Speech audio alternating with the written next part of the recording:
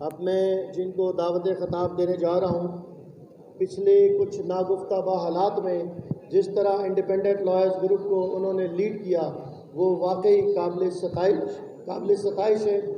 वो शौर व इदराक, जोश व वलवला, हिम्मत व बसीरत, जहानत व ज़कावत, ताकत व शुजात, बेबाकी, दलेरी, हमदर्दी, क़ुरबानी, इंसान और इंसानियत की अजीम तस्वीर भरपूर ताले की गूंज से इस्तकबाल कीजिएगा। Former president Sindh high court bar association, advocate supreme court of Pakistan, मोहतरम जनाब खालिद जावेद साहब पोडियम पे तशरीफ़ लाएँ और मौजूद ज़ेर बहस पर हमारी रहनुमाई फरमाएँ, जैसा कि उनकी रहनुमाई उनके तर्ज तकल्लम और नशिस्त व बर्खास्त में होती है। आज बाकायदा तौर पे लेक्चर दें। Thank you.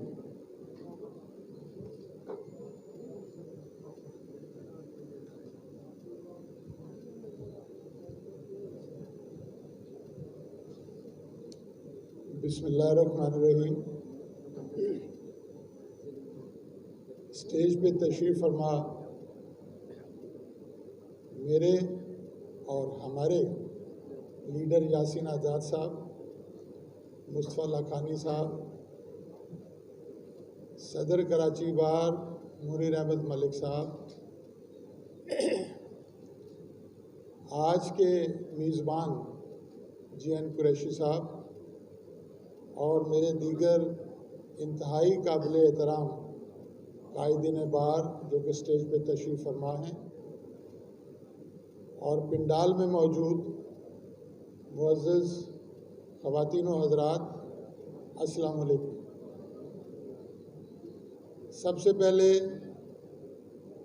कि मैं आपको मुबारकबाद पेश करता हूँ, और मैं भी आप में शामिल हूँ, कि इतने डिसिप्लिन से, इतनी तवज्जो से आप ये बातें सुन रहे हैं जिनको सुनने के बाद फ़ीस कोई नहीं मिलनी। तो ये आप सबको बहुत बहुत मुबारक हो, और मैं ज़ाती तौर पे आपका मशकूर हूँ कि आप इतने डिसिप्लिन के साथ इस प्रोग्राम में तशरीफ़ फरमा हैं और तमाम मुकर्ररीन को इतनी ही तवज्जो से सुन रहे हैं। गफ़ार काकड़ ने बहुत से नाम लिए, लेकिन वो एक नाम भूल गया कि इन नामों में जो जोश व वलवले के साथ हमारे ग्रुप, हमारे दोस्तों के इलेक्शन में या दीगर कामों में पुरजोश तरीके से आगे आगे काम करते हैं और सब वकला की खिदमत करते हैं, उसमें एक नाम भूल गया। उसमें एक नाम अब्दुल गफ़ार काकड़ का भी है, जो बड़ी खूबसूरती से इस स्टेज को आज चला रहा है। तो काकड़ साहब, आप भी हमारे लिए बेहद काबिल एहतराम हैं और आप भी हमारी फ़ौज की अगली सफ़ों में लड़ने वाले सिपाही हैं। मौजू के एतबार से मुझसे पहले आने वाले नहायत काबिल तरीन वकला साहिबान ने मुख्तसरन अपने ख़यालात का इज़हार किया। एक तो मैं उन सब को अडॉप्ट करता हूँ। गुजारिश ये है, डिग्निटी, इज़्ज़त, वकील की इज़्ज़त होगी तो अदालत की इज़्ज़त होगी, अदालत की इज़्ज़त होगी तो वकील की इज़्ज़त होगी।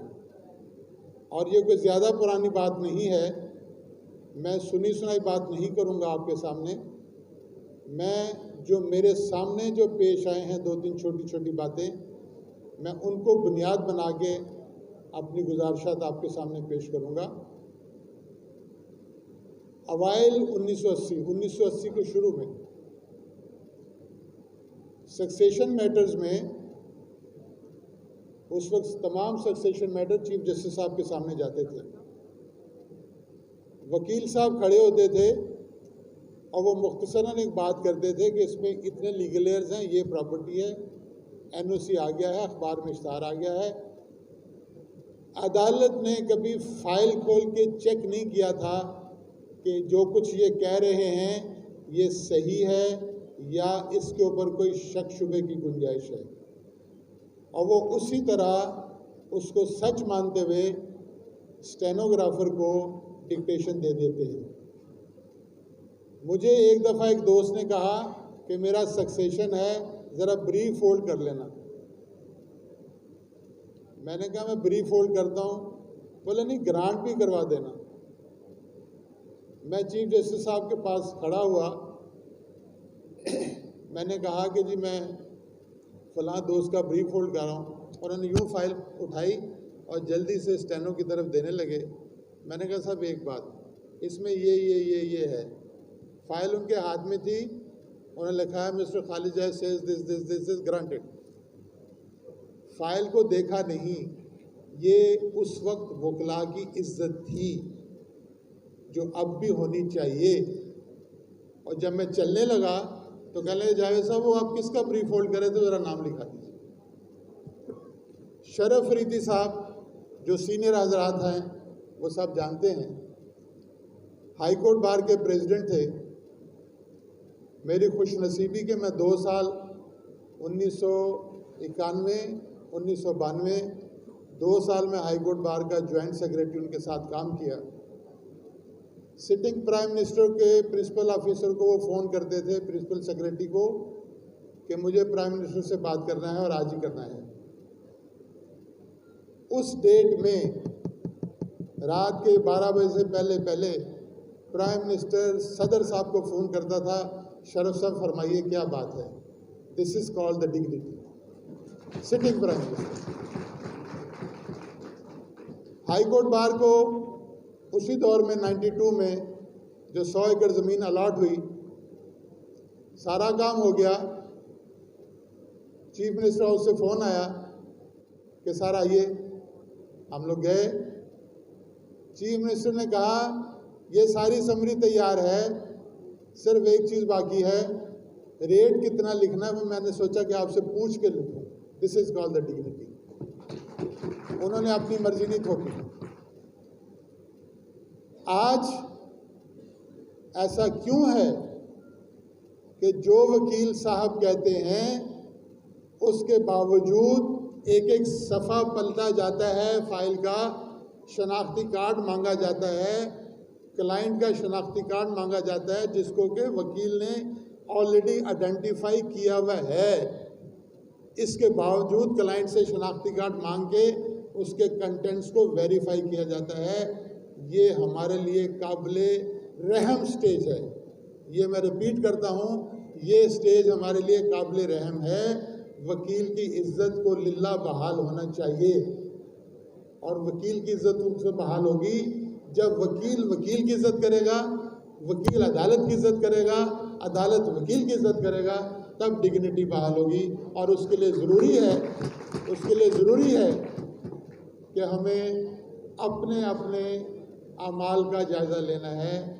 अपने जो हम काम कर रहे हैं हमने उसको देखना है, हमने डिसिप्लिन को देखना है, अपने इल्म को देखना है, हमने तरतीब को देखना है। आज जब वकील खड़ा होता है, चाहे वो हाई कोर्ट हो या सुप्रीम कोर्ट हो, तो जज साहबान फाइल खोलने के बजाय सिर्फ एक बात के कहते हैं, नहीं डिसमिस। वो राइट ऑफ हियरिंग कहाँ गया? Article 10A of the constitution क्या कहता है? कौन सी किताब में लिखा है कि आप बगैर सुने किसी का केस डिसमिस कर दें? हम समझते हैं ये ना सिर्फ इंसाफ के तकाजे पूरे नहीं होते, बल्कि वकील की डिग्निटी भी बुरी तरह मुतासिर हो रही है। और ये किस तरह बहाल होगी? ये हमारी आपस में यूनिटी से बहाल होगी। अगर हम यूनाइटेड हैं, अगर हम मुत्तहिद हैं, तो हम अपनी यूनिटी, हम अपनी डिग्निटी को बहाल करवा सकते हैं। अगर हम यूनाइटेड हैं, अगर हम मुत्तहिद हैं, तो हमें ऐसे नुमाइंदों का इंतखाब करना है जो हमारी डिग्निटी की खातिर आवाज़ उठाएंगे। वो अपनी ज़ात के लिए आवाज़ नहीं उठाएंगे, वो बार के लिए उठाएंगे, वो आपके लिए उठाएंगे, वो मेरे लिए उठाएंगे, वो अदारे के लिए उठाएंगे। और जब वो आवाज़ उठाएंगे तब डिग्निटी होगी, तब डिग्निटी बहाल होगी। तो मेरी गुजारिश आपसे ये है कि बराए मेहरबानी एक दूसरे का भी एहसास कीजिए, अदालत का भी ख्याल कीजिए, लेकिन ऐसा कोई काम करने से गुरेज कीजिए, ऐसा कोई काम ना कीजिए जिससे आपकी और मेरी इज्जत पर हर्फ आए। इज़्ज़त सबसे अफजल चीज़ है, बाकी सारी चीज़ें बाद की हैं। आप लोगों का बहुत बहुत शुक्रिया।